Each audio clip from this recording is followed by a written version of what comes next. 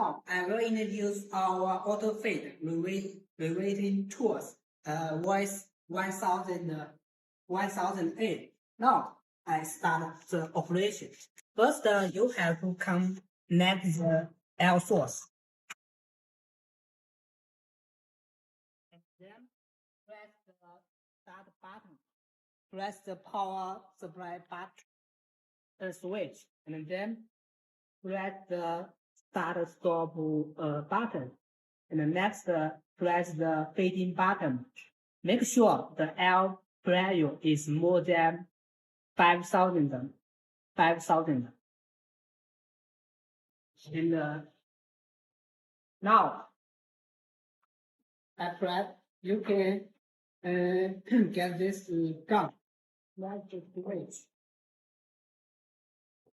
The blend relay Autofeed.